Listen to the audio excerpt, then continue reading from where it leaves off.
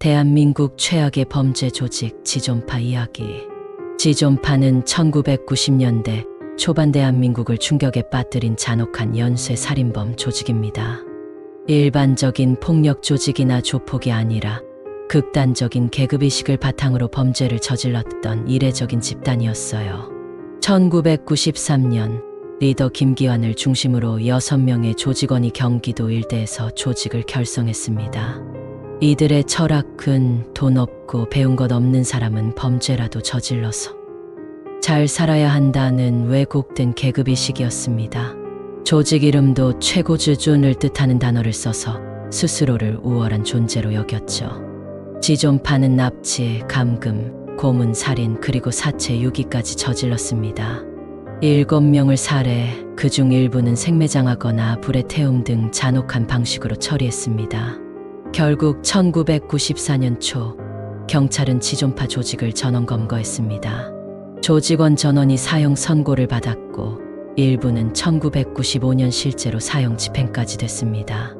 이 사건은 사형제 존속 논란에서도 자주 언급되는 대표적인 예시입니다. 당시 언론과 대중은 지존파 사건에 경악했고 영화나 드라마에도 영향을 주었습니다. 지존파는 이후에도 한국 범죄사에서 가장 충격적인 이름 중 하나로 남았습니다. 이 이야기는 단순한 범죄 스토리가 아니라 사회적 불평등과 왜곡된 가치관이 만들어낸 비극으로도 해석할 수 있습니다. 우리는 이 사건을 통해 범죄의 뿌리와 인간 심리, 그리고 사회 구조의 문제까지 함께 고민할 필요가 있습니다. 1992년 대한민국은 경제성장이라는 거대한 열차에 올라타 있었지만 그 열차에서 떨어진 사람들도 있었다. 공장에서 쫓겨난 노동자, 대학 문턱조차 밟지 못한 청년들, 가난이 죄가 되어버린 사회. 그 중 한 사람이 있었다. 김기훈, 24세, 중졸, 무직. 그는 자주 중얼거렸다. 세상이 우릴 버렸으니 우린 세상을 뒤엎어야 해. 김기훈은 같은 처지에 있는 5명과 모임을 가졌다. 철골과 폐유가 어지럽게 널린 버려진 컨테이너 안에서 6명의 젊은 남자들이 모였다. 그들의 리더 김기환. 중학교 중퇴, 가족과 절연, 범죄 전과 다수. 그는 친구들에게 이렇게 말했다. 우리가 가진 건 아무것도 없어. 그러니 세상이 가진 걸 빼앗자. 그게 정의다. 그 자리에 있던 사람들 전직 주유소 직원, 용접공, 노숙자 출신, 고아. 이들은 김기환의 말에 고개를 끄덕였다. 그렇게 지존파는 태어났다. 지존이란 이름은 스스로 세상의 가장 위에 서겠다는 뜻에서 비롯된 것이었다. 그 의미는 단순했다. 우리가 최고가 되자. 돈과 권력, 법 위에 군림하는 존재로. 이들은 범죄를 혁명이라 불렀다. 지존파는 한 가지 룰을 정했다. 부자만 노린다. 아무 죄 없는 사람은 건드리지 않는다. 하지만 그들의 정의는 금세 무너졌다. 첫 범행의 대상은 서울 강남에서 귀가 중이던 여성이었다. 그녀는 고급차를 몰았고 혼자였다. 그들은 그녀의 차를 세운 후 납치했다. 그 여성이 얼마나 무서워했는지 조직원 이종원이 훗날 진술한 말이 있다. 처음엔 그냥 돈만 빼앗자 했어요.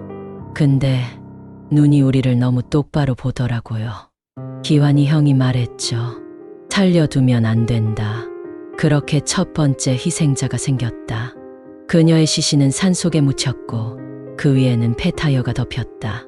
1993년 여름 서울 외곽의 도로를 달리던 고급 승용차 하나가 사라졌다. 차 안에 타고 있던 이는 중소기업 사장, 그의 가족은 납치 소식을 믿지 않았다. 며칠 뒤 받은 전화 한 통. 당신 남편 돈보다 가치 없는 인간이더군. 3억을 준비해. 신고는 늦었고 경찰은 흔적을 찾지 못했다. 며칠 후 발견된 것은 불에 탄 자동차 잔해와 정체불명의 뼈조각뿐이었다. 지존파는 점점 대담해졌다. 피해자는 늘어났고 수법은 더 정교해졌다. 그들은 유인, 감금, 고문 후 살해를 반복했다. 심지어 피해자 중 한 명은 생매장당한 채로 구조 요청 문자를 보내기도 했지만 수색은 이미 늦었다. 대부분은 지방 국도변이나 밤길에 혼자 있던 사람들을 노렸다. 그들은 피해자들을 감금한 후 은행 계좌를 털고 현금으로 돈을 인출하게 한 후 모두 살해했다. 한 피해자는 그렇게 죽기 전 자신이 일하는 회사에 도와달라는 쪽지를 숨겨 보내려다 실패했고 그 흔적은 수개월 뒤에야 발견되었다. 이때 경찰은 단순 실종 사건으로만 생각하고 있었고 언론에서도 이 사건을 큰 비중으로 다루지 않았다. 하지만 지존파는 그 틈을 타 총 7명을 살해했다. 언론은 연일 조직적 연쇄 살인을 보도했고 국민들은 공포에 떨기 시작했다. 도심 한복판에서 이름 없는 악마들이 활동하고 있다는 사실에 사회 전체가 충격을 받았다. 1994년 1월 지존파의 한 조직원인 최광수가 내적 갈등 끝에 경찰서에 자수했다. 그는 지쳐 있었다. 사건이 커질수록 공포심도 커졌고 결국 스스로 끝내고자 했다. 그는 진술했다. 우리는 영웅이 될 줄 알았어요. 세상이 우릴 알아줄 줄. 1994년 지존파 조직원 전원 체포. 그들의 자백은 처참했다. 고문, 살해, 협박, 인육 소문까지 퍼졌다. 경찰은 처음엔 믿지 않았지만 그가 지목한 장소에서 실종된 사람들의 물건과 시신 일부를 발견하고 사건의 실체가 드러나기 시작했다. 지존파 사건은 대한민국 사회 전체에 충격을 안겼다. 피해자 중에는 임신부도 있었고 한 명은 살려달라는 소리를 들으면서 땅에 묻힌 것으로 밝혀졌다. 검찰은 이 사건을 희대의 반사회적 범죄라고 규정했다. 1994년 말 조직원 전원에게 사형 선고가 내려졌고 1995년에는 실제로 사형 집행까지 이뤄졌다. 김기환은 마지막까지 이렇게 말했다고 전해진다. 우릴 이 지경으로 만든 건 사회야. 우린 괴물이 아니라 사회가 만든 그림자야. 왜 지존파는 생겨났을까? 그들은 기회의 불균형이 만들어낸 괴물이었다. 지존파를 기억하는 이유는 그들이 무엇을 했느냐보다도 어떻게 그런 존재가 태어날 수 있었는지, 그리고 우리가 그런 어둠을 다시 막을 수 있는지에 대한 질문 때문이다.